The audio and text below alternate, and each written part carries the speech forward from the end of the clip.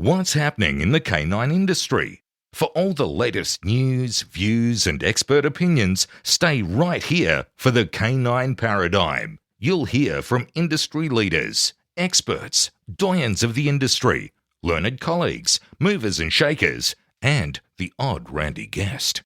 Get the latest insights and expert advice from both here and abroad from the people in the know. Now, here are your hosts, Glenn Cook and Pat Stewart. And I'm Lofty Fulton, and I'm out of here. Hey, Glenn. Yes, Pat. I can't help but notice you have a new puppy out there. I do have a new puppy. Have you thought about getting some expert advice on how to raise that puppy? Ouch. Well, it just happens that we do have an expert as part of our sponsor group. Really? Yeah, Dancroft Canine. Do they run puppy class? They run amazing puppy classes. What on earth do they do there? They've got whole ranges of foundation for puppy school. So they're running a complete socialization package, and they're doing a whole range of different levels for puppies. And that's what they really wanted to emphasize, is that they are experts in puppy raising and training. Where are they experts in puppy raising and training? In Toronto, Canada. Whoa. So if you were in Toronto, Canada, Yep. and you had a friend, a client, a relative, just anybody who was getting a puppy, and you wanted to set that puppy up for success, Yep. you could probably send them to Dancroft Canine. If I was over in Toronto, Canada, with my new little Rottweiler puppy, Mando, I would go over, and I swear this, I would go over and I would do the socialization program with them. Great I idea. love what they're doing. Have you seen their setup online? Oh, amazing. Fantastic. Amazing. They had a tire with a medicine ball with the pit bull doing a drop stay on top of it, My goodness. amongst a dozen other dogs that were doing all similar things, like on Bosu balls and all sorts of things. My goodness. It was great. Fantastic. Unbelievable. Yeah. Hey, speaking of your puppy, what's going on with his nutrition? Couldn't go past Canine Pharmaceuticals. Supplement it up. Supplemented up to the hilt. My goodness. Yeah. So he should have arms like Arnold Schwarzenegger by the time we're finished. Where did you get those Canine Pharmaceuticals from? From Narelle Cook. Narelle Cook. Yeah. How do you know her? Funny that she's got the same last name as me. Yeah.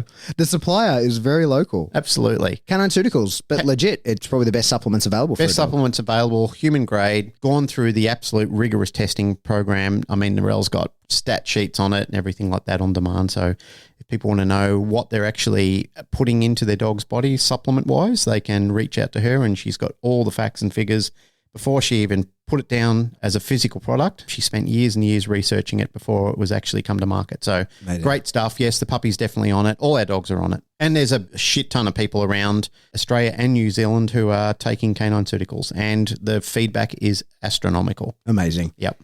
Do you plan on taking Mando on your motorbike? If I did, you know who I'd have to go to, don't you? You'd have to get one of those Rowdy Hound boxes. Rowdy Hound dog kennels Yeah. from Horny George. George Kittredge himself. You'd have to get one of those Rowdy Hound dog kennels to go on the back of your motorbike. How good is his social media? It's the best. Yeah. I love watching the dogs cruise around motorbikes. I think it's one of the coolest things ever. They've got their little doggles on. Yeah. You know, like we talk about living the best life. Well, for people who are motorcyclists, they can do both. I'm serious about thinking about getting one, but then I've got to train I don't know if having a Rottweiler on the back of a bike is going to be a great idea. Your sport bike. But Well, I think you should do it. maybe one day when I've got a smaller mid-sized dog, I would get a Rowdy Hound dog kennel, and I could travel around. So I could not only enjoy the company of my dog, which hundreds of people seem to be doing across the United States of America, and I could motorcycle at the same time. So Amazing. Two things that are very dear to my heart coming together. All right, this ad's going on for a long time. I need to get out of here and go and train some dogs. Yep. But do you know where I got the equipment that I'm going to use to train those dogs? The goat. The goat. The Billy Goat's gruff. The wiener himself.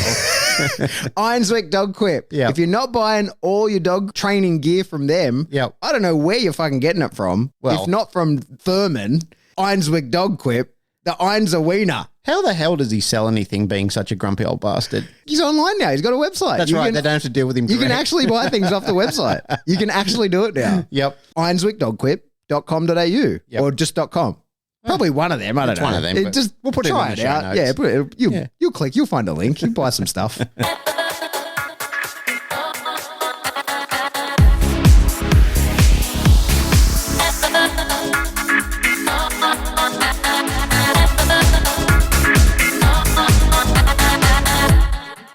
Welcome back to the Canine Paradigm. I'm your host, Pat Stewart. I'm joined in studio by my co-host, Glenn Cook. G'day, mate. We used to take it in turns in doing the intro. Yeah. That went out the window probably like 50 episodes in or something like that. Then it started being me. Doesn't matter to me. I'm busy doing the productions. Yeah. That's why. And I mean, you do. Yeah, because you're doing the sound and you do the thing and then you nod at me. It's just kind of how that's the rhythm we got into. Yeah. To be honest, it's not an ego thing for either one of us. I mean, it is for me. I speak first. Doesn't matter to me. It just matters that we get the show on the air. That's what matters. And you do a good job of the intro. Oh, thank you, sir. I appreciate it. And the outro. Like, you don't fuck it up and you keep tempo and you remember to say all the key points that need to be hit. Most of the time. So in that, I just feel that that's the better way to do it. This is the best way to start the show, circle jerking. Yeah, it is, isn't it? Yeah. Yeah. I know we've got a topic, but before we go on to that topic, let's just talk about a sinister little clip that went out that actually has you as part of the voice in it. Yeah. You played it to me. I listened to it and I thought to myself, what a nasty little bit of rhetoric that was cherry picked deliberately to spread hate and misinformation. Yeah, it's pretty interesting. It's just someone's reel. I don't even know who the person is. I'm not overly concerned. I don't really, but it's an interesting thing. The people who support it is what is interesting to me. And like the comments, yeah, that's right. The people who have it within them to be haters and spread hate and spread more misinformation. Yeah. The thing that I think that we've tried to do somewhat successfully in building culture and trying to develop and raise bars in the industry and so forth, these things lower them and they diminish them and they create more dissent. It's sad that I saw people in the comments or making comments who were opposed to that type of thing, yet still felt the need to make a comment or add support or add weight to it. Yeah. Which is, I think if you listen to this podcast, and maybe you do, that's disappointing. We're all about the healing. And it's not to say, you and I have never maintained that we're perfect people and we don't make mistakes and we don't say things that enrage people. There have been times where people have messaged me, and I know they've messaged you and said, you're spending a little bit of focus time on a certain amount of people, probably unfairly. And there's been times where I've thought about that and I've considered, well, maybe that's true. If that's the message that's coming across, maybe we need to back off on that. Maybe we need to be a little bit more thoughtful about our approach. And both of us have had the right of changing our mind in the past.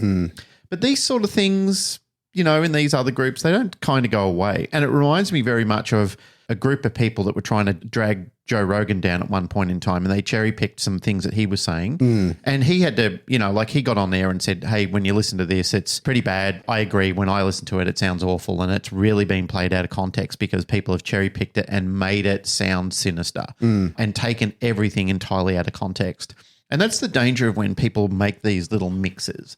They find what they want. They create this environment of hatred and misinformation, and it's really an act of evil. It's from evil people with intent. Yeah, I don't know. Like it's a weird one because it was just a reel, and they've got part of my voice. It's from a YouTube video, and the actual context of what I was explaining is how the consequences of using food and whether but it's cherry picked. It's such a small piece out of a bigger conversation. So on that reel it is, but then on the profile of this person, there's like you can do the stories highlights or whatever. Yep. There's one of those called red flags, and it's got all so that reel is obviously made from sections of these things that they've got in there. And in there, they've got most of the whole video. They explain the thing, and I'm in it. There's a lot of different trainers in the same thing.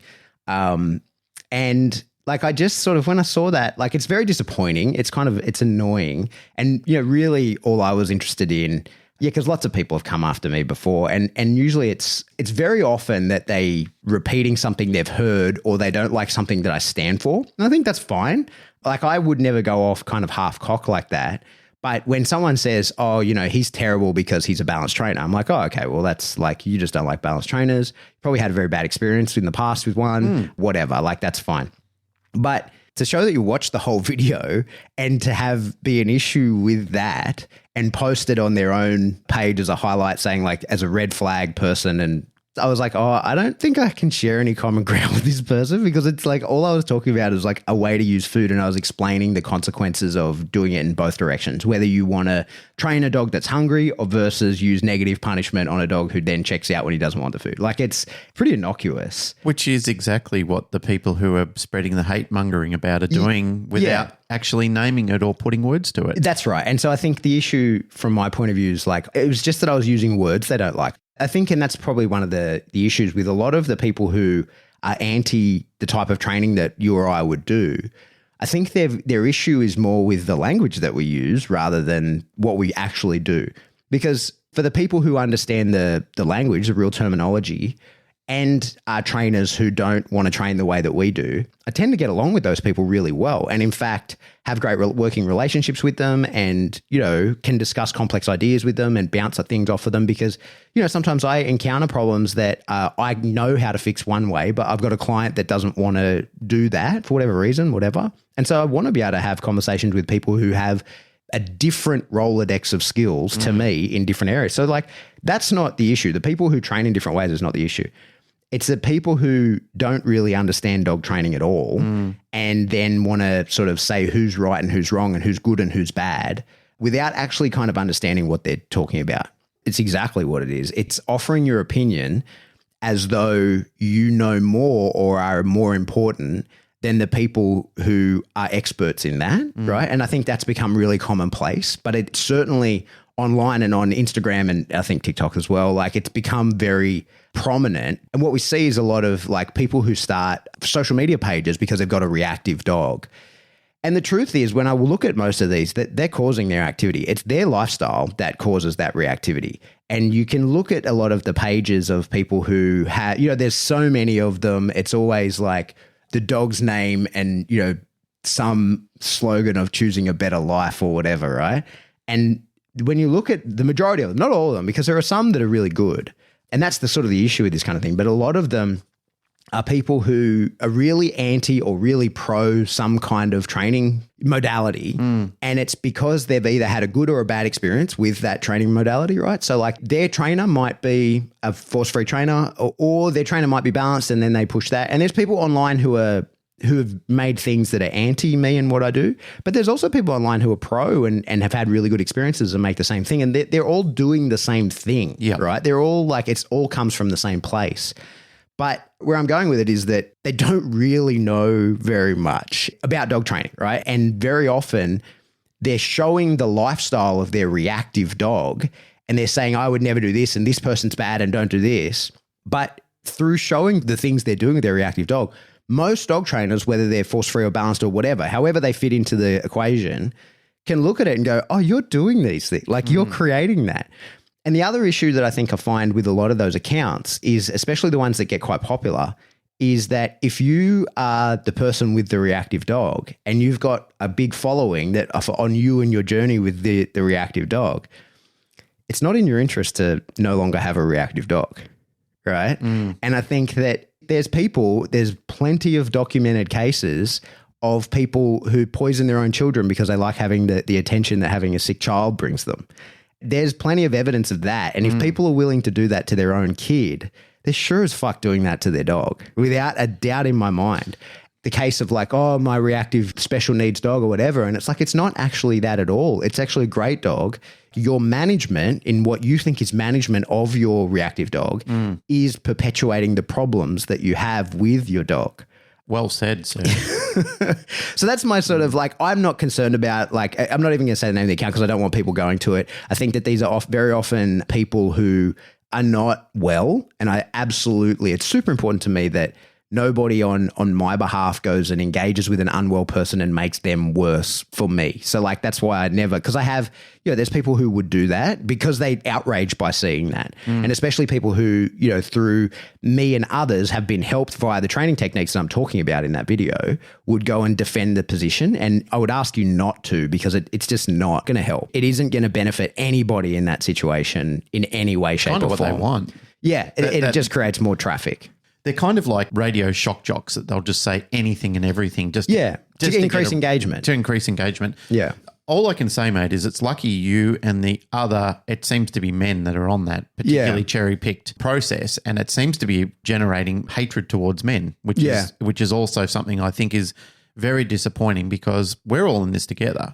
Every NDTF group that's ever out there, if you were to interview them and say, who does Glenn raise up more or talk about more? I celebrate the women in this industry much more and give them much more credibility, even though my male counterparts who are doing excellent, outstanding work out there, and we've talked to many of them, people have said that, like have attacked me before and said, you guys seem to have a bias towards interviewing men over women. That's not true. I actually think that women are overall doing a better job, and there's certainly much more of them. I mean, the percentage is overwhelming about men versus women in the industry.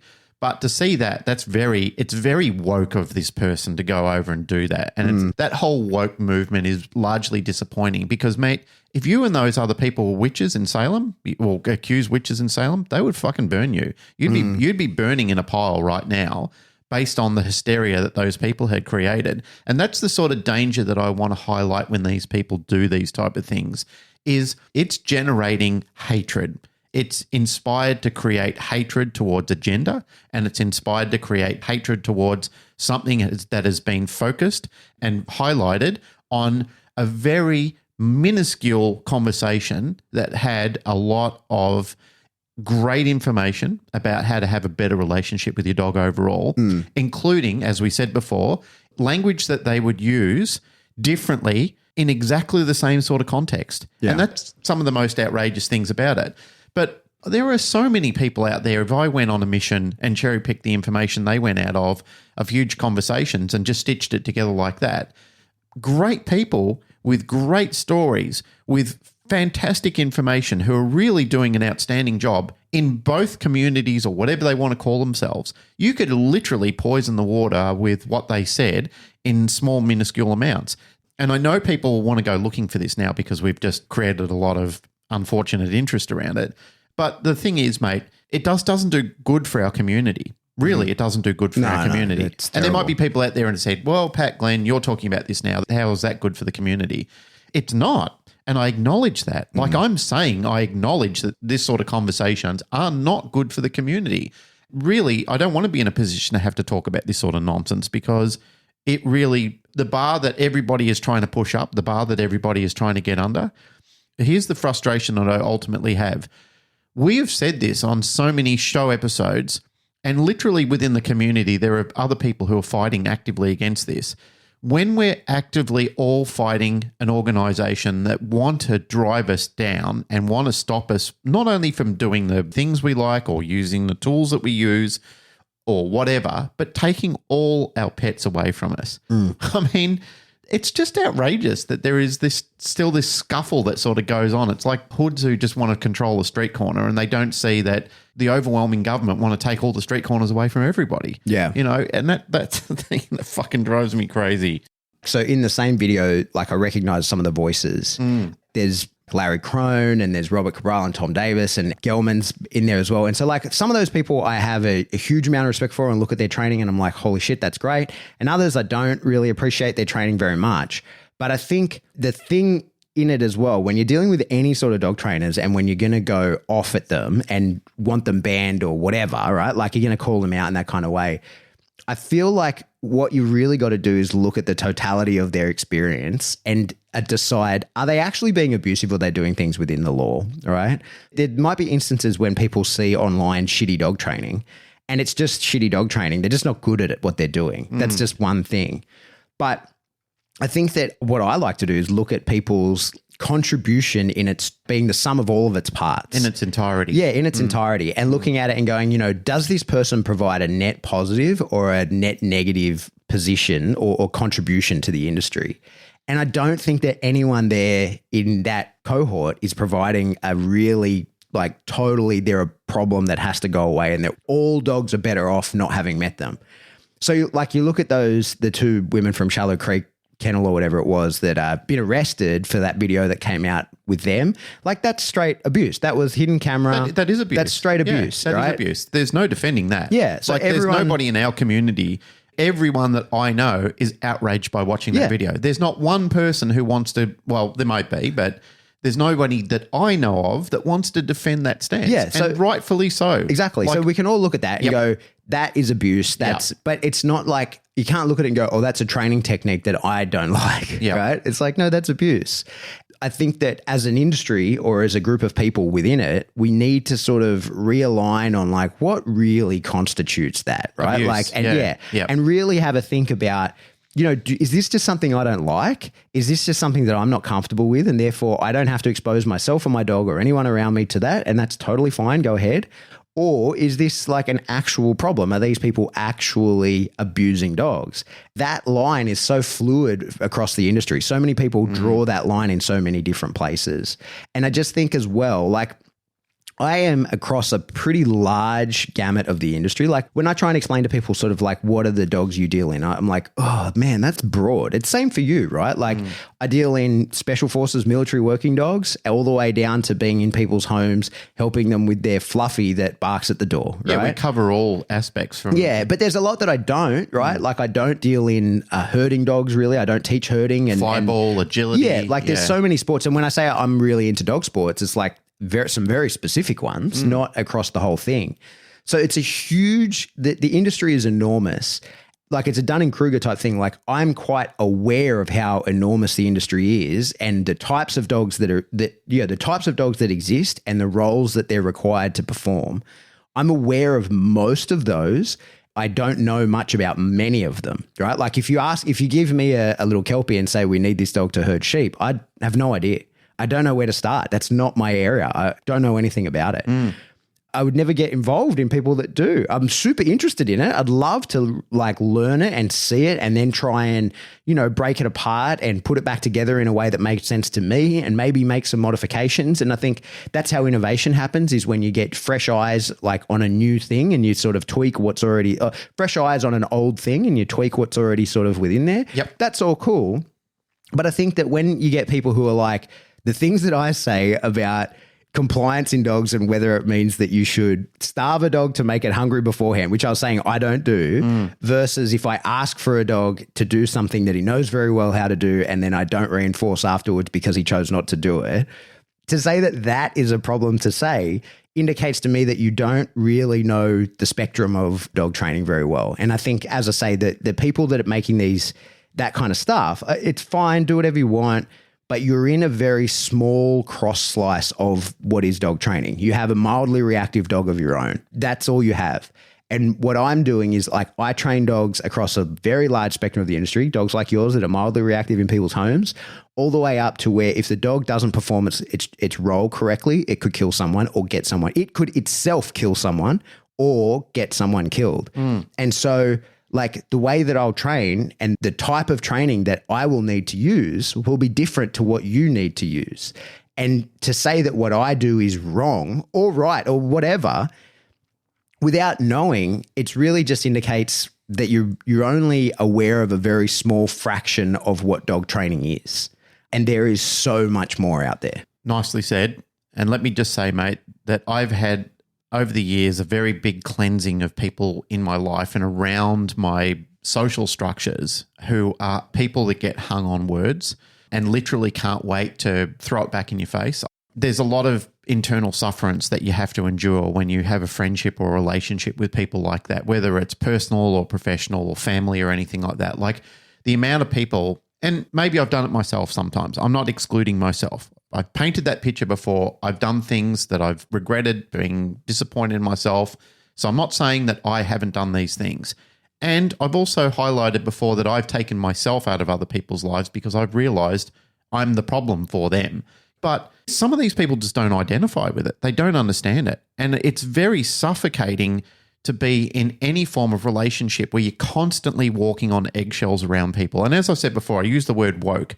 And the woke society tend to be very much like that. They tend to be very easily triggered and almost waiting to ambush you on anything that you're doing or saying that doesn't align with their thinking. And their thinking has become so bear-trapped that the minute you step in it, it's almost like that's the excitement of their day. You know, like that gives them a purpose to get out of bed in the morning, to fuck somebody up, to try and bring them down, to try and cause disruption in their life and so forth. I mean, how disappointing that is now become your trade. That's where your focus is. That's where your energy is.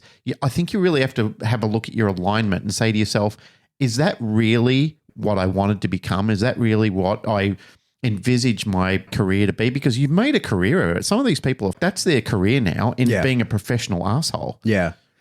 To wrap it up, I think I just want to make it really, really clear. Like, I don't mind, like people can say, you can say bad things about me. It's not that I'm upset that was made, and that I'm involved in it. Like that doesn't worry me even in the slightest. People are going to do that regardless. Exactly. Of what and they're welcome to. Like I get on here and we talk for an hour a week about whatever we feel like. People can talk about whatever they feel like, wherever they want to talk about it. But I just think that it's indicative of a bigger problem. And I think that is sort of like, it's indicative of the fact that we don't have a lot of cohesion, and that there's the majority of the problems of our industry are caused by people who are on the peripheries of our industry and don't actually know like what they're upset about. They they know that, this is something that ticks the box of me being upset. This triggers me for whatever reason, I'm and I'm going to go off about it, which is fine. It's totally a right to do it, and power to you. I assure you, if you're a critic of me, I assure you, I am a bigger critic of myself. I promise you.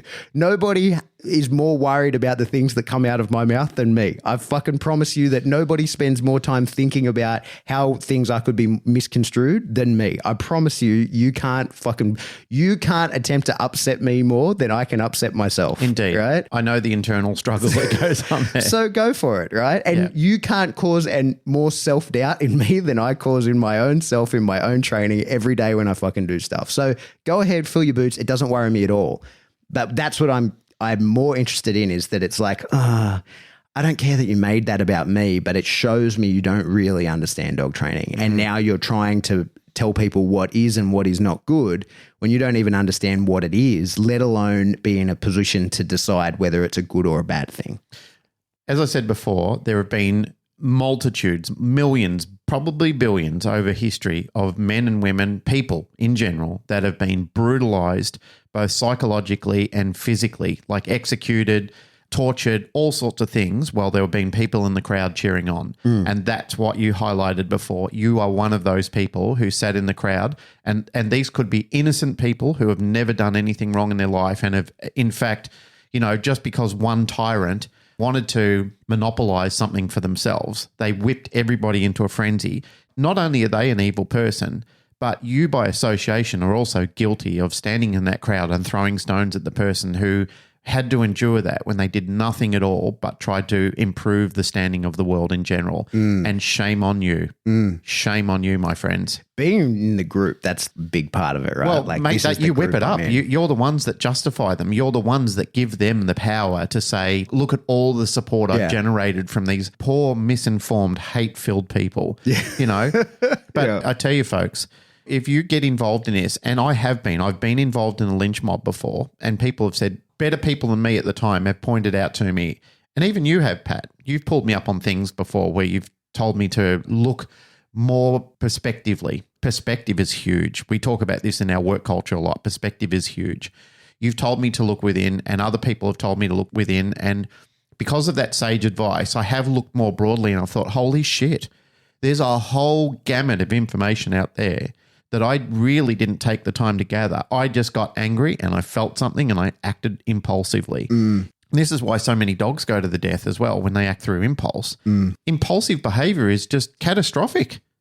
I feel like we're not even going to get to the topic that we had because I was thinking about something just last night, actually. I was caught in a deep thought trap about one of the things I kind of miss about being in the army.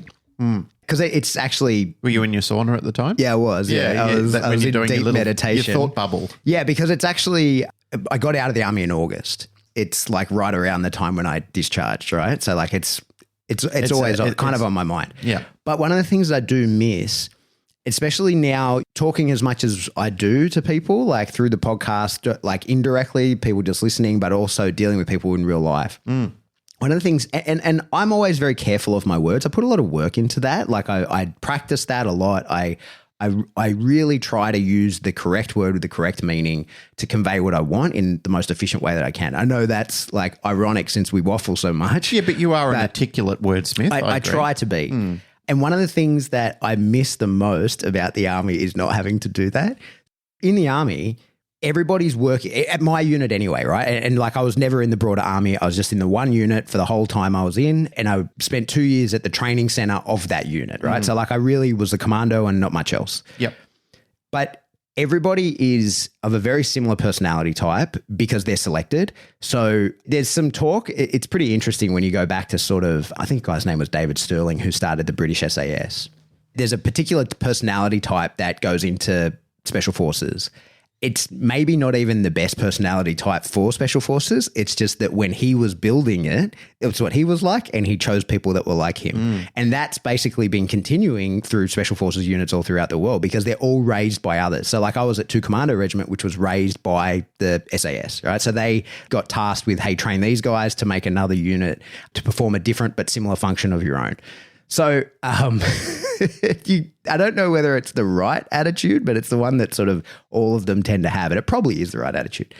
But the thing that I enjoyed the most was never having to beat around the bush with anybody. And you know the compliment sandwich that you kind of have to give people in the workplace? Yes. And you very often have to give with people in the workplace here, but as dog trainers, you know, you got to sort of say to people like, hey, that was good. These are the things you could change, but this was also good, right? Yep. So that people sort of feel like 2/3 of what you said was nice to me and 1/3. And I do that all the fucking time. But when I was in, you don't do any of that shit. And good was considered the neutral position. So like if you heard nothing, you assumed it was good. And any feedback that you got, if you got positive feedback, it meant you were fucking extraordinary. Yep. If somebody said you did something well, my God, you fucking did it well, right? Like it was off the charts. And if you did anything below average, people would just tell you.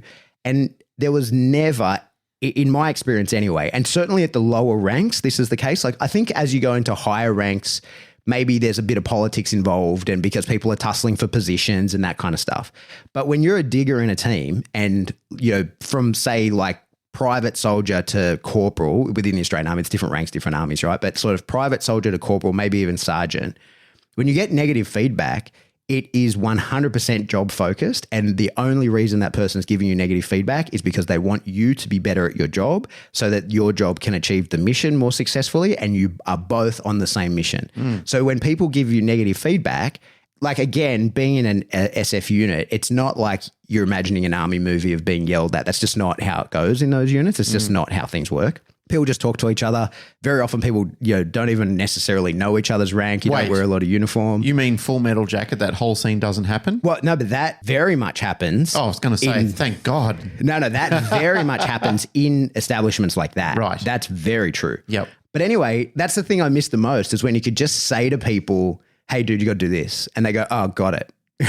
Like, and there's no like, what did he mean by that? Or like, why is he saying this to me and not to him? And all those kinds of shit. He's picking on me. It's like, no, that doesn't happen. Within this space, everybody can just give each other feedback. I don't have to give the compliment sandwich. You can tell me if I'm doing a bad job. I can tell you whether you're doing a bad job because we're doing the same job. And we both know because we were selected for it that the mission that we're working towards, whatever that is, whether that's just a training day or a real gig, whatever, that's all that actually matters to both of us. And so I can give you feedback because my intent is the same as your intent. And maybe I see or know something that you don't see or know. Yep. And that is to me the thing that I miss the most about being in the Army is being able to talk to people like that, where there's no risk of what you say being misconstrued. Because you're on a wavelength. Because, yeah, people just know, like, you have no intent to hurt me with your words. Yeah. And people who can't be hurt by their words. And now these are motherfuckers, like, if it goes to a fight, it's a fight. Yeah. And it happens. There's a hilarious, on one of the trips, there was like one of the nights where you're allowed 2 beers per man and then someone breaks into the beer connex and everybody goes wild. 2 of the guys juked it out. And it was like, hey, but it was as simple as that. They work together all the time, like very good working relationship. And one of them looks at the other and goes, dude, you piss me off sometimes so bad. Do you want to fight? And he's like, fuck yes. I thought we'd never get the opportunity. And one of them beat the shit out of the other one. And it was like, oh, well, now we know. It just cleared the air. Like and they worked together fantastically up to that point. Yep. And fantastically after that point. But it was just like, you have annoyed me at times and I would like to fight you over that. And he's like, yes, wonderful. Let's do that. Oh, man, that made me just think of the Mike Tyson. There's a couple of points I want to make on this, but it made me think of the Mike Tyson quote that everybody's got a plan until they get punched in the mouth. I use that quite a lot, especially in aggression, because it's really the lead up with people with aggressive dogs. They just don't know it until it suddenly hits them in the ass. Yeah. On the Disney Channel, there is a series now called Mike, and it highlights the story of Mike Tyson. Yeah, right. Man, I bawled like a baby. I absolutely bawled with his relationship with Customato, his trainer. Fuck, that was sad. And what that poor guy...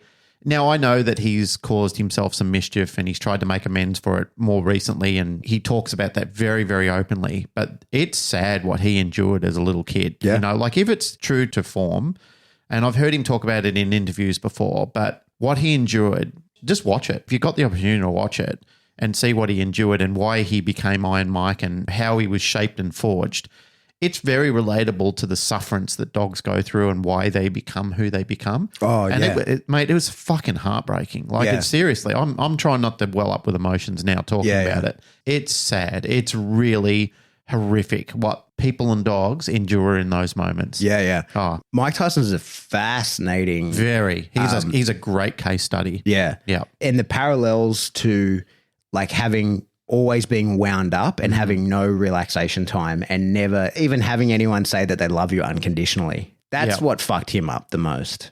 And I think you see that quite a lot, like when we're dealing with working dogs. It's one of the things where you see people like the dog comes out of the kennel, it does its work, it goes back away. Yeah. And that's essentially what Customato did to him, right? It was... There is sensitive moments between the two of them, but he encouraged him to be that monster. Yeah. And we made a podcast around the Jordan Peterson quote, be a monster, but also learn to control that monster. I think Customato encouraged him to be a monster, but let it out of its cage, like totally let go and be the villain. Yeah.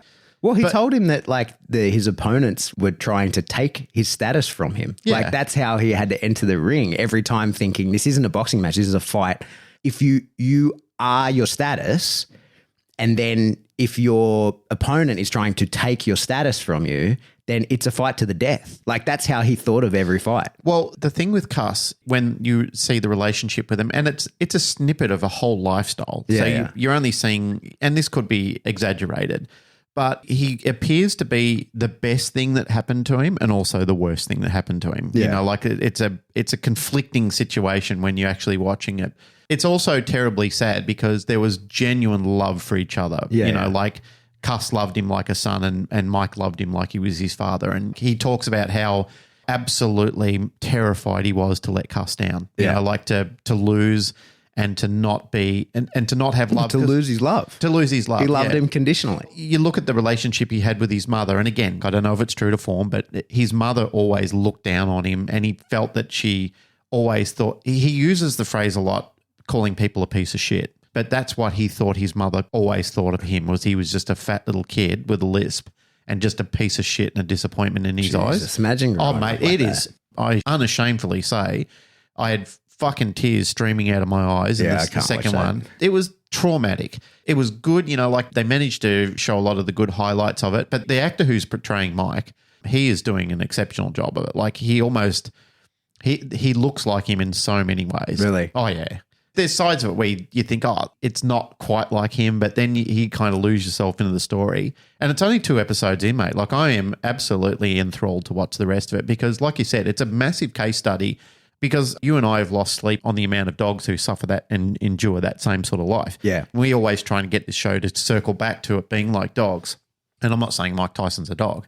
But, you know, like I've seen interviews with him, and I remember one more recently, he was doing a podcast with William Shatner, Captain Kirk, the original. Mm-hmm. He was talking about how he's an alter ego, how he doesn't like Iron Mike because Mike Tyson's an unfeeling, unforgiving brute. And, you know, like he tries to suppress him. And, geez, the look on William Shatner's face, like he goes, really? You have to endure that. And Mike Tyson cries so openly about what he had to express and who he was and the monster that he became and stuff like that. You just watch the deep regret and the hurt that goes through. Fuck, that's intense. Yeah. Yeah. It's super interesting when you look at the very high-end working dogs with real jobs, I mean, like not sport dogs, the SWAT dogs and that kind of stuff that don't do any tracking. Yeah. And Bart was very clear with me sort of early days. He was like how important the scent work is to dogs. He's like, you know, even if a dog is never going to search for anything. You have to get it out of the crate and it has to use its nose. And I think that's the function of the box. And that's why I've seen so much success for the most part, when we talk about the box, it sort of goes into the category of, and we've intentionally not talked about it much lately, but it goes into the category of dealing with fearful, reactive dogs and strengthening nerves and all that kind of stuff. And for sure it works in that. Yeah. I think that it's not a magic bullet. It's a part of a bigger program that's super important. Part of a journey, right? Yeah. But it's definitely something that helps. But I encourage everyone to do something similar to that box, an article indication, something like that, with every dog, no matter what, because it's puts the dog into that meditative state. And it's that slow nasal breathing that I think is super important. Whether they're actually searching for anything doesn't really matter, but it's a focus with nasal breathing that I think becomes really important to the overall stability of the dog. And then I think there's lots of ways you could approach why it's worthwhile is like, first of all, in the care of the dog, like it's just going to make a more complete dog. It's going to make a much less dangerous dog as well, like a dog that sort of is more of aware of itself, who is meant to be bitten and who's not, that kind of thing. Yeah. But also just for an administrator who's going to be allocating training time and resources, it's worth allocating to for the longevity of the work career of the dog. Absolutely. Right? Like you're going to get a lot more work life out of the dog when it's more stable like that and tends not to cook off. Because you sometimes see that with the very high-end SWAT team type dogs that are just siege dogs, right? They're off tap. They really only come out for the siege, and especially depending on where they are in the world, that might be every day, they come out, do something extreme. And they think that's their only opportunity for reinforcement, so they embrace that bestiality. Yeah. And so they express themselves 100%. They give everything they can. They get the bite. They apprehend the person. They do whatever. And then that's how they're satiated, and then they're put away. Yeah. And I think that the idea of bringing a dog out and being like, hey, you are out here to do something very calm, and I don't want an extreme drive expression from you. I want you to focus on just one thing and focus very intently on that, and just slow yourself down and stay involved in this one thing at the cost of observing what else is going on. Stay focused on one thing. It's incredibly important for a dog. So I think that I observe that in the people who I've coached to do it with the very high-end SWAT team siege type dogs. It increases the longevity of the dog, but also makes the dog outside of the work time much more manageable, right? Like makes the dog a more complete version of itself. And I think that's what's missing from a lot of not just working dog programs, but I think a lot of the sort of high intensity athlete type stuff is if it's all go with no woe, that's not a balanced life, right? And those scales, you put too much weight on one side, it has to topple eventually. And that's where you get people having giant breakdowns and doing ridiculous shit. And I know it's not fair to compare Mike Tyson to a dog, but psychologically, they see the same things happen. This is where a lot of those high-end working dogs become handler aggressive and that kind of stuff, because they're so comfortable in aggression because they only come out of their box to go into aggression that it becomes unclear to them that any other emotional state is even worthwhile. Well, nothing else is being rewarded. In. Yeah. That's the only element in their whole spectrum that's given them any credence. I think when we think of it in terms of that's the only thing that's been rewarded, that is correct. But I think of it in terms of that's the only place they are. They don't know how to be anywhere else. Yeah, they're they're sharpened to a point. Yeah. Only exist in that spectrum and don't show anything else. Yeah, so that's why you rarely see the same thing in a dog that also tracks. Yeah. So when a dog, you see GP type dog that, or within lots of different roles and functions, a dog can do detection, to do whatever. Those dogs tend to be a lot more balanced and more complete than the dogs that are just used in a straight aggression type role. Well, if you look at the brain structure of a dog, which I encourage people to get online and have a look at what it looks like, do a comparison between the human brain and a canine brain, and quickly you'll see that the olfactory lobe is completely different to what the comparison is to a human brain. When you're talking about taking away something which is abundantly necessary in the life of a canine, we just don't need to use our olfaction. We use it, and we have... I was listening to another interesting interview with Cameron Ford a while ago where he was talking about dogs are often celebrated as having an amazing olfactory system which is far superior to human beings. And that's true to large degrees. But I remember an older mentor than Cameron in Scent talking about this many, many years ago, where they were saying there are things that human beings are more equipped to smell over dogs and see and think about, et cetera, et cetera. So we all have our spectrums of where we have an advantage. But if you look at the brain structure, especially the olfactory lobe, it is enormous compared to that of a human being's. And we can talk about percentages, but that really doesn't matter. What matters is it's significantly larger, and for good reason as well. We know how significant dogs are in detection work. We know from studies that with current science, we currently know that they can detect to molecular level. So we know that they're significant in odor. So when you take away something, or when you tell a dog not to express something which it was born to do, and literally born to do, we're not just talking about the genetics at the time. We're talking about a whole entire evolution of a species. Like, they are designed to sniff, and they need to do that. I remember in the early days of ADT when we developed the social walk, and people can say I did it first, but we didn't know any other way other than just a rigorous heeling routine where fucking dogs hated doing heeling because it was so pressure focused, like there was no compassion in heeling back in those days. And it derived from the old ANKC way of doing things. There was Boyd, myself, Claude Bertoni, Jim Mulholland, Sean Carroll, just to name a few people who were brilliant dog trainers back then, Kelly Gulliver, Kylie Bright. We were sitting around a table and we just said, this is not the way to do it anymore. This is this is detracting from good work with our dogs. And we identified the necessity of dogs being able to have a sniff on the walk. Instead of asking dogs to constantly be in attention and healing in a working capacity, what we had to give dogs was the permission to be free, like on walks, with a clear distinction of the message that we're trying to deliver, which was don't pull on the lead. That was the only law on social walking. It meant you can go anywhere you want and we can travel and enjoy this walk together. You just can't pull me. And that's what the dog had to identify with on the walk. Mate, it changed the relationship between dogs and owners overnight. Yeah. Healing became better because we identified that at the time it was viewed as aversive to the dog. Like the word heal wasn't said with any excitement or any passion. There was no love in that word. So what we collectively created overnight was a successful way to teach dogs. Social walking is an informal exercise. It now gives you the ability to enjoy a walk, to go down the street, just don't pull. If you pull, that's what's going to cause grief for you. Dogs quickly identified, this is the way. This is my new life. And I can enjoy it and I can embrace it. Because why be in a formal situation when formality is not required? So what we had to do was teach people to identify, and this is going off the whole conversation you had with the importance of being able to have a sniff around and the box work and so forth. But even way back then, like you could see like an immediate transformation in how the dogs embraced life and subsequently embraced new skill building on top of that. So when we went from like a teaching methodology of teaching for abstinence, which is not pulling on the lead, versus teaching actions of learning new skills on top of that, it was transformative, completely transformative. These sort of things are in the perspective of becoming a dog trainer or even somebody who's involved in behavior. These are things that you really need to take notice of. And not embracing that sort of thing, you have to ask yourself, why am I not? Why have I got it to the point where I'm fixated on this way only?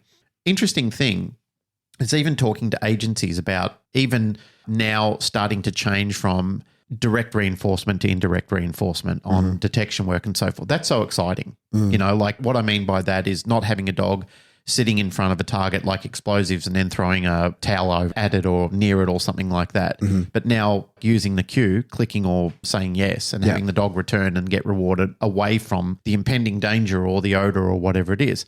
Seeing that transformation happen in my lifetime is fucking exciting. Yeah. I'm loving it. I'm loving seeing people really embrace alternative training methods, but not only seeing it's possible, but also seeing the net positives behind it as well. Like gaining from those whole paradigm shifts from one thought to another simply because that was the way it was and that was the way you have to do it because somebody said that's the way.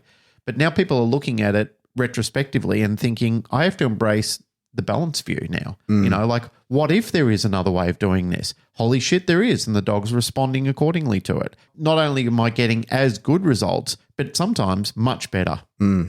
Scent as a trigger to dogs is super interesting when you think about it, right? Isn't it? Like I think that especially dealing in sort of reactive dogs and all kinds of things, I think scent gets really overlooked. Yep. And we know, like as you say, when we're doing it on purpose, we look and we go, oh, this is amazing. The dog can smell this stuff. You know, one of the most impressive dogs I've ever seen was an arson detection dog that I saw in Texas. That was incredible. I've never seen a dog hunt as calmly and as clearly. At one point, the dog, without boring you with all the details, at one point it actually ran into a wall because the way the scent was falling. It was pulling in one area. Yeah, and it was on a staircase, and the scent was on the second story, and the dog went up, and at the top, it was in a school, right? So it was like, like the classic American sort of elementary school, like the Simpsons style. Yep. It was exactly like that. So there's a staircase right at the center opening, and the staircase was like a 2-landing one that went round to the right, and then it was an open hallway above. Yep. And the scent was in the first room on the, like to the left as you look at the building, but the staircase went around to the right. And the dog took a couple of steps in, was clearly like on odor pretty much straight away, and was like, yeah, I've got a sense of where it's coming from, and was walking up the stairs with its nose in the air, and the scent was clearly coming down from the left side, but the stairway went around to the right, and the dog actually walked into the wall, like hit the wall, and then looked around, sort of came to its senses and was like, oh, right, okay, like this is how I negotiate the obstacle of getting closer to the scent. But it was like, it was all that mattered to it. There was no... So like that's super interesting to me when you see, and like as a person there, observing that as a arson detection dog, I was like, holy shit, that's amazing, right? Like that is exceptional scent work. And that dog has got a great nose, but probably no better than tens of thousands of other dogs that are capable of the same level of interest in an odor. Well, right? look at dogs who, when there's rabbits been on the field overnight, you look at it and go, what are you doing, you silly old dog? Yeah. And the dog is... counting the rabbits that were there. It's counting the rabbits that are there. There's a small clip that I played to the NDTF students who are doing the scent elective course, and it's a cartoon just on canine olfaction, and it's very elementary. Mm-hmm. But it talks about studies in dog training where it's so broad, the perspective of odor and what dogs can understand about it, of age of odor, like health relativeness of the subject that they're looking for. I mean, there are so many, what we look at and we can say, oh, you look sick. Dogs smell it, like they understand all that, or they can understand the time frame of when this occurred because of the age of the odor. And all these things are just, they're mind-boggling things. Yeah. Here's what blew my mind when I think about it, right? That dog clearly was using its nose as its primary sense. Yep. It was like, that's the one that's most important to me. And it took the jarring of hitting a wall before it was like, oh, okay, I need to engage my other senses to negotiate how to get to the target odor that I want, right? And as I say, in detection, we look at that, we go, oh, that's great. Like, but that dog's probably no more capable than tens of thousands of other dogs. It's been refined to understand what that odor is and how important it is right then and there. And that's an appetitive odor. Yep. So one of the things that I think we overlook massively in when you see dogs that have problems going on and there's like odd behaviors that are being triggered by something we don't understand is that it's very possible, often sometimes likely, that is an odor. Odor related. It's odor related. And we come like, it's so rare that you see anybody sort of investigate that, because for the most part, we are totally unaware of it. So it's not even that people would dismiss it. It's that they're unaware that it's even a contributing factor to what could be happening. And what blew my mind about this was, it was actually a Clubhouse conversation Joe Rosie was talking about. Someone asked about dogs dreaming. Basically, what she was saying is that there's some evidence that probably suggests that they dream in scent, because if that's the most prominent part of their brain, we tend to dream in pictures because our important senses being sight and sound are what we tend to initiate while we're dreaming, right? But the olfactory part of the brain being so important to the dog, and that being really how they're taking in the world probably much more than their eyesight, they're generating more information from their noses than they are from their eyes. It totally makes sense that when they dream, they're dreaming in sense rather than in pictures. It's very likely. This is what blew my mind, mate, because Remy has nightmares. Remy has full-blown night terrors. Not often, but every now and again, I've seen him have full-blown panicky nightmares. And he expresses behaviors that I've never fucking seen from him in real life. And you've seen the amount of pressure. You've done it. Like, that dog can take a lot of pressure. Yeah. He's a strong dog. Yeah, he is. Yep. And I've never once seen him, like, through careful training, he's never gone into avoidance. We've never put him, there's been times where he's not understood that he should bite, but there's never been a point where he's like, no, fuck this, I'm out of here. I choose. Confusion and avoidance is different, but yeah. So there's times when like I've done too many guards and he doesn't engage on it. You know, there's reasons why he is not bitten when I've told him to in the past, but they're all training related, right? Yep. Never once has that dog ever been like, no, I'm too scared. That's not going down. I've never seen him scared of shit in his life, except sometimes when he's asleep and he is freaking the fuck out, like whimpering and displaying behaviors that I've never, ever seen from him when he's awake. And it made me think, like, can he imagine smells? And are there smells? Because for him to display a behavior while he's asleep that I've never seen him display while he's awake means that he has to be imagining something that could bring that on because he has not encountered it. And, you know, I met that dog when he's 5 days old. He's been with me just about his whole life. When he's not with me, it's because he's in these kennels here. Nothing's happening to him here that he's not happening with me. So, like, what is it that he's imagining that can bring on a behavior that has never happened to him in real life while he's asleep? And so I've often wondered that, like, and I kind of laugh it off. Like, it's no big deal, right? Like, it's not like he's having night terrors every night. And I often sort of guard him a little bit, like, because I get quite concerned about if it's happening on the couch. It happened one time, I think, on the couch, like during the day, and everyone's kind of looking, and I was like, hey, there were a couple of people over. I was like, hey, you got to go, because if he wakes up mid this, I don't know what's going to happen. So, like, just chill out. And it's never been an issue. He usually wakes up and it was like, you can see him like, oh, what the fuck? How did I get back here? But then when she said they probably dream in scents, I was like, oh my God, that adds another layer to like, what the fuck is he imagining that makes him feel that way? And that made me think, I was like, if he's imagining a scent that can make him be crippled with fear while he's asleep, then there are dogs that can experience a scent that cripples them with fear while they are awake. Interesting concept. Oh, dude, it blew my mind when I was thinking about it. And that's what I think we are taking in, especially when you have problem dogs and there's problem behaviors and you see like, you know, what's going to happen here. You're taking in like what you can assess as to like, why is the dog performing this way? But you have a different set of senses. We got the same set of senses, but in a very different combination to what that dog has. So when you're like, this will set off the dog and this will not, you really kind of don't know what it is that's necessarily setting off the dog. There's plenty of obvious cases, right? There's plenty of obvious examples, but there's some of those times where you're like, I'm stumped. I can't figure this out. I reckon most of the time because I've done that plenty of times when you're like, man, I can't figure this dog out. I don't know what's going on. And we usually then say about the dog, we say, well, there's something neurological going on with this dog, right? Like he's not right. I can't find the triggers. I've exposed him to all these certain things and I can't find a reliable trigger that sets this dog off. So therefore we can put him in the basket and say neurological. But maybe you can't identify the triggers. Like your set of senses don't allow for you to even identify that there is a regular and consistent trigger that's setting off the dog. And that dog never gets the opportunity to have that trigger removed or changed or desensitized, counter conditioned, whatever, because not only do you not control it, you don't even perceive it. In a long-winded way, what you're saying is we make a lot of assumptions on what the dog's thinking and feeling. We have to. We have to. That's the only way we can train. But yeah, it's wild when you think about it like that, right? Yeah. There's a lot of interpretation that happens on your current level of education and understanding, which is dangerous sometimes. Totally. And I think back to some of my early days in dog training, and you and I have talked about, you know, like wishing the forgiveness of our early dogs while we were learning our craft. Yeah, I see a lot of that evident in the industry where people are at a certain level and they make a whole bunch of wild assumptions based on their current understanding of it. But then when you have the option of fast forwarding in time and you ask them again, which we've had the ability to do, and certainly I have in my career, if I've said to people, what would you do now? And it's an entirely different answer. One that really rung evident of that was Pat Nolan's discussion about when he was telling you and I about the bird that he was training. Those sort of things are important in our evolution to understand that and have to bear witness to it, because it's only those times where it's kind of like the world or the universe slapping you in the face and saying, hey, wake up, motherfucker. Like I've been trying to tell you this for a long time, but you weren't ready until now. I told you before, and this is another guitar thing. I had an evolutionary step in my work with guitars that I was only ready to do it because I was at that stage right there and then.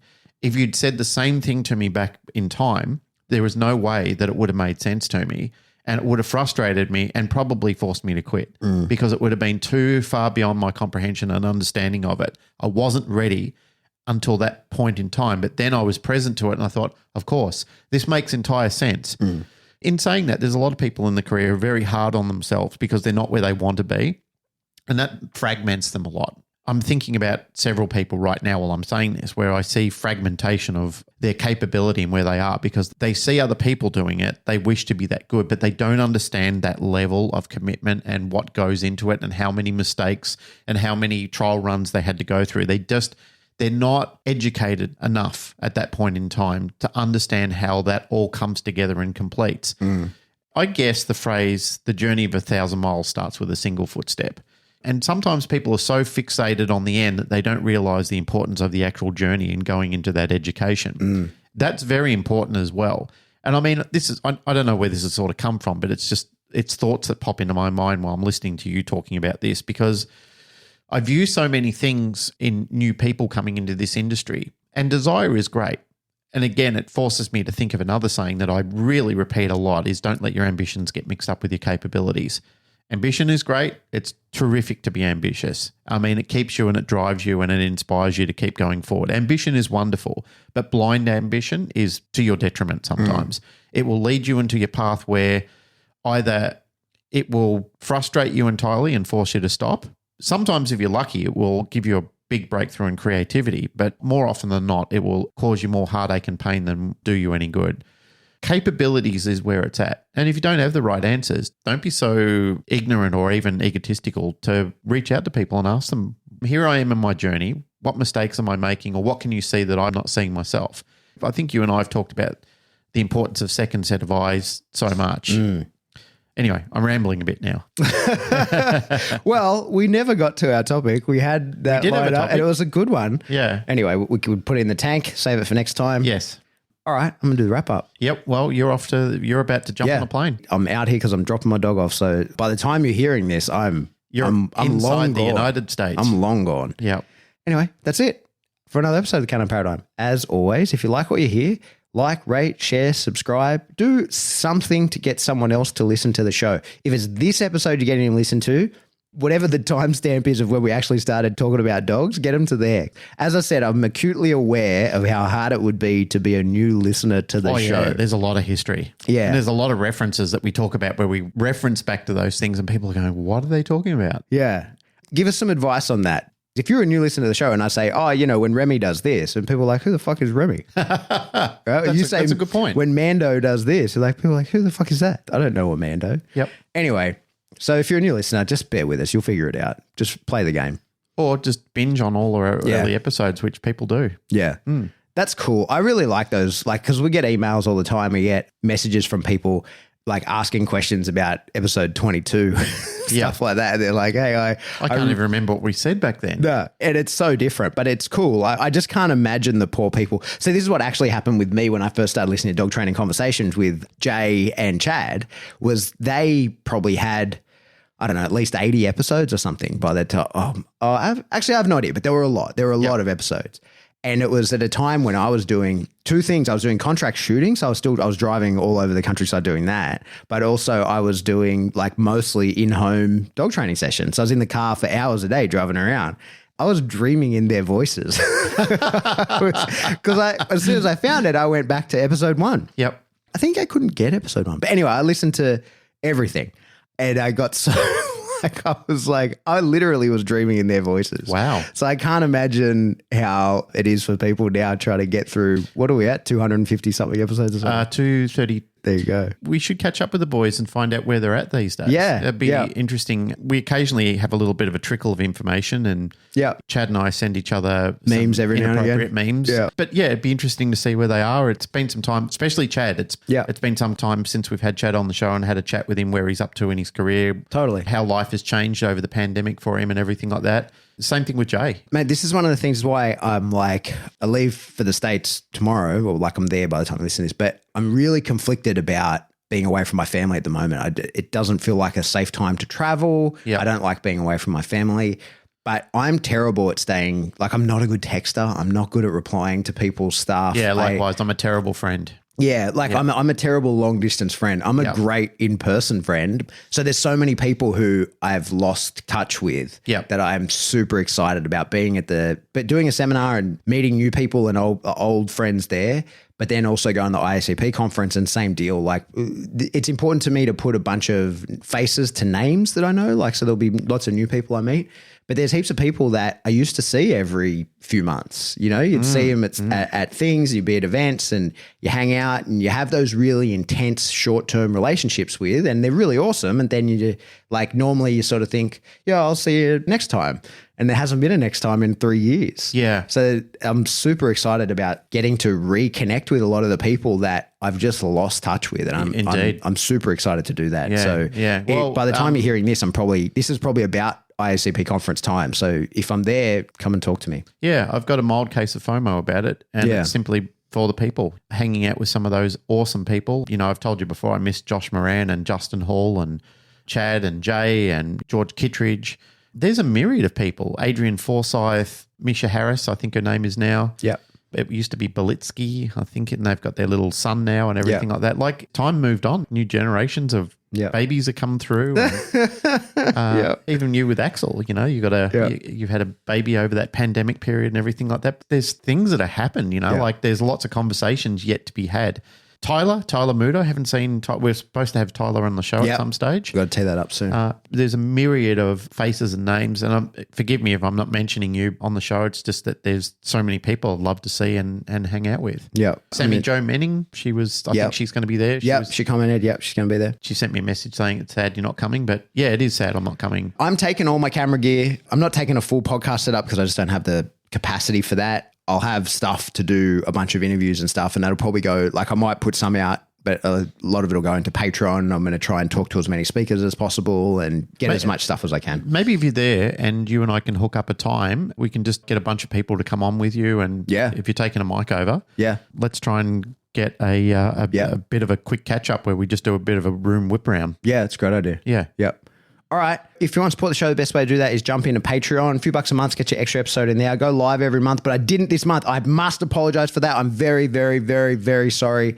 I just have been, to be able to go away, I've been ridiculously busy, but I'll make it up for you. I promise. Yep. I recorded that thing that I was talking about last episode. That'll be out soon. I've got to start editing that. I'll do that on the plane. So jump into Patreon. The other way to support the show is Teespring. Yes. Get yourself some sweet underpants. Yes. Do we actually have underpants? Nope. Okay. I should stop saying that.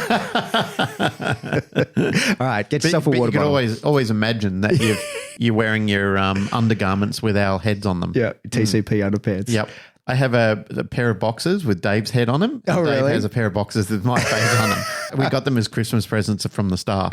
Oh, God. That's a great idea. It was a tradition. It hasn't happened for a long time, and it was probably since pandemic time. But every year, the staff used to get, it was either me as Superman and Dave as Batman or vice versa. Yeah. But they used to always have a top with me saying I love Dave and Dave saying I love Glenn. And it was just very funny, and it was always heartfelt that, you know, like we'd unwrap these gifts and it was something randy or silly or something like that. But they're the best gifts. They are. We had such a good laugh. I've got a closet full of stuff with Dave's face on it or something like that.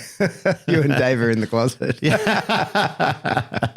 All right. Buy a water bottle. We got those probably. Yeah. And if you want to get in touch with us, the best way to do that is jump in the Facebook discussion group. There's always good conversations in there. That's where we draw most of the inspiration for the show topic ideas. So if you've got something, absolutely post it in there. We'll see it. We'll talk about it if we can. Yeah. We've been enjoying talking about community topics. Yeah. Even though we had the intention to talk about a community topic on this one. 100%. We did get to it. But it's a great one, and we will come back to it. We will come back to it. It's in the tank. Yes, it is. And if you want to get in contact with us, you can shoot us an email. We are info@thecanineparadigm.com. Goodbye.